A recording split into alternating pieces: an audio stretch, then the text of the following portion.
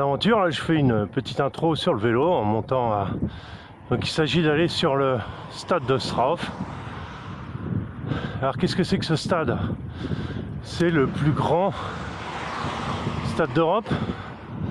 C'était parce qu'il est plus utilisé, c'était à l'époque communiste. C'est un très vieux stade qui date de début du XXe siècle, qui était d'abord un stade en bois et qui après a été modifié petit à petit. Il a la deuxième plus grande capacité au monde. Alors aux États-Unis, un deuxième stade qui a une capacité de 400 000 personnes. Là on est autour de 160 000, qui est à peu près la ville comme Colmar, quoi. Ok, donc c'est pas très beau mais c'est intéressant. Là je fais le tour, on va essayer la Carten parce que j'ai fait une spool avec le différentiel avant et je compte bien vous montrer ça. Alors là on a une colonne, cette colonne ça correspond au tunnel qui est dessous qui va jusqu'à Troja, donc 3 c'est au nord de Prague vers le zoo et c'est la colonne d'aération. Là donc vous voyez que c'est un ensemble quand même assez vieillot, hein. Maintenant c'est un endroit privé, c'est à la surface de 9 terrains de football et il est utilisé qu'en partie pour des matchs, pas plus. L'endroit était stratégique parce qu'on est en hauteur, on domine la ville et ça reste quand même assez sympa comme coin. Donc là on va rouler par le même endroit que d'habitude, on va aller rouler derrière.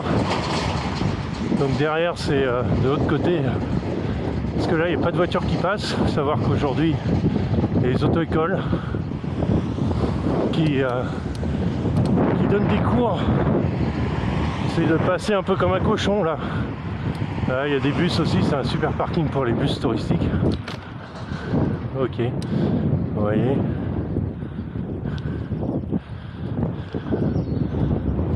Ah, on a une petite école.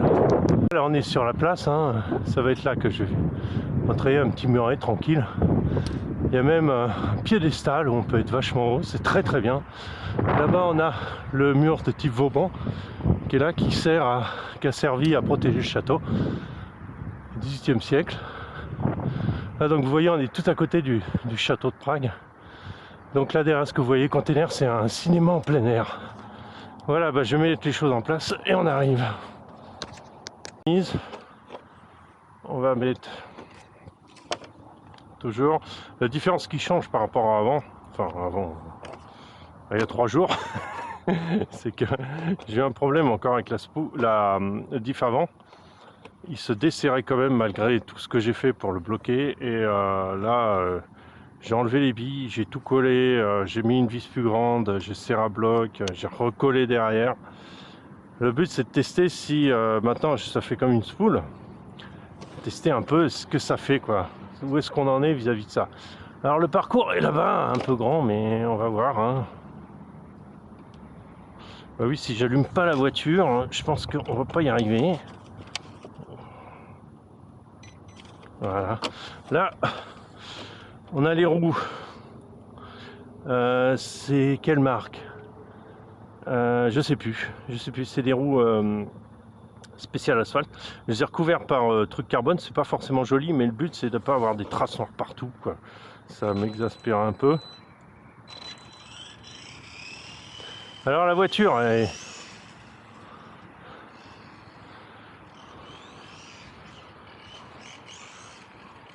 a toujours ce bruit que j'ai pas réussi à gérer.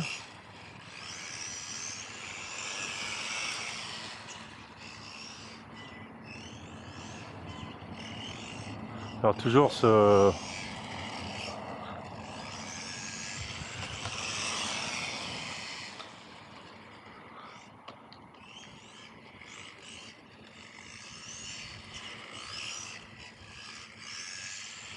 Là on n'est pas à fond, hein. Bien c'est le point de vue là. Bon, on repart à l'endroit comme on avait fait. Du freinage. Elle va à droite. Il faut que les pneus chauffent aussi. Là, on n'est pas à 100% de la vitesse, je crois qu'on est à peine à 60. Hein.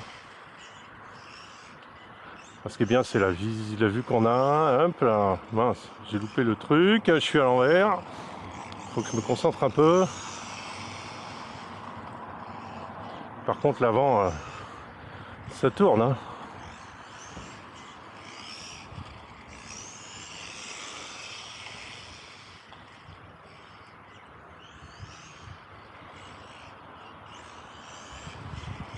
Je sais pas d'où vient le bruit, j'ai aucune idée. J'ai tout démonté, tout regraissé, tout regardé et c'était pas possible de trouver.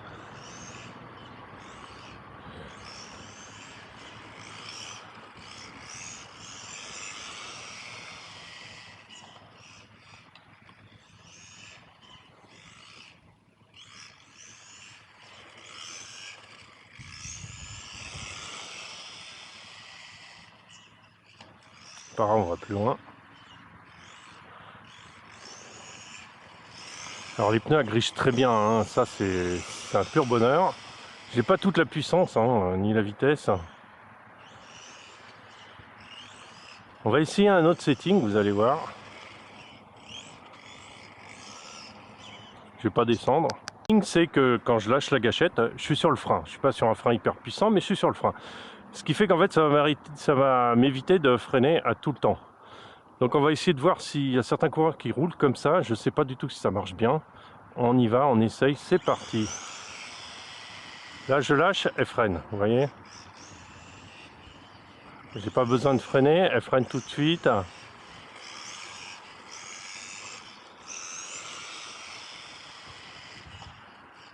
C'est rigolo parce que c'est pas évident à freiner comme ça.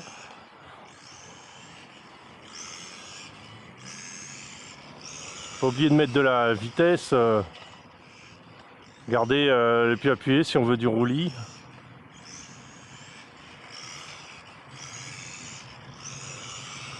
Ça c'est étonnant comme.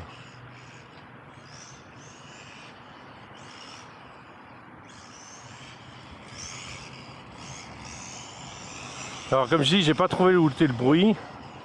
Dès que je descends, on va changer la vitesse. Là, on se traîne un peu. Là. Regardez, elle freine toute seule. Je lâche un peu, je accélère. Hop là, et elle repart.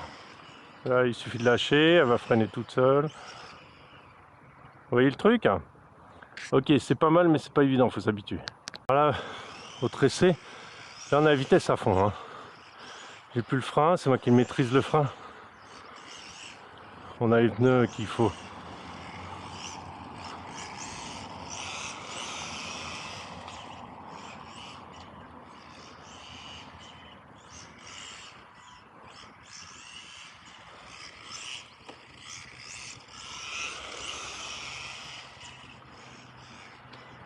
On est avec le pignon de 27 dents.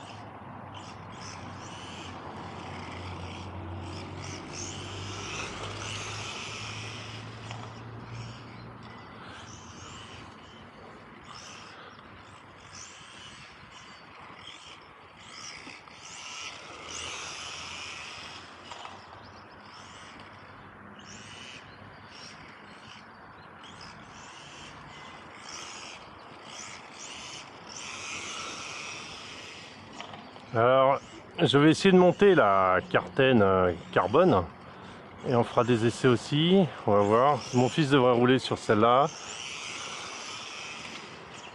Waouh! Ah, je l'ai éjecté celui-là.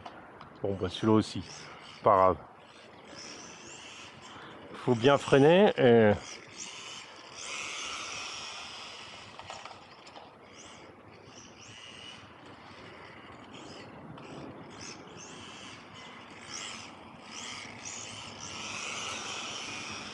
Oh, les pneus, ils sont excellents, les pneus.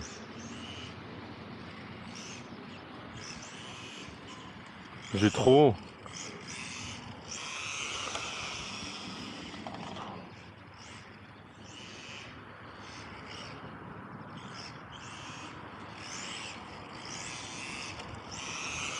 Ah, ça glisse un peu de l'arrière, j'aime bien.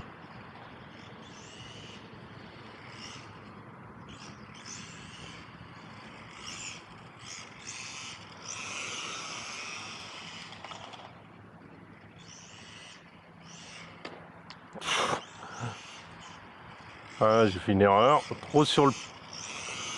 Alors dès qu'on est obligé de mettre un pignon à gauche ou à droite,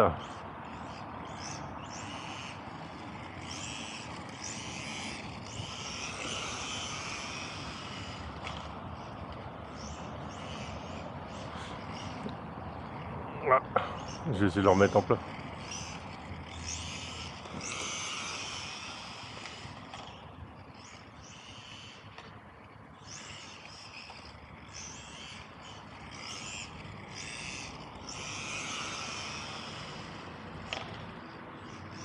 Ah, je pilote pas très bien, hein.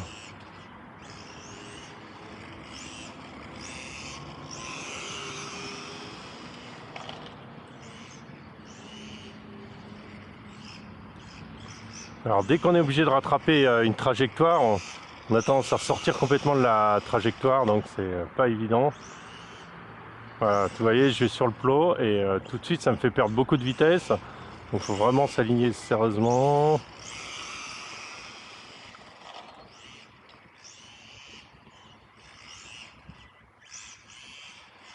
Attends.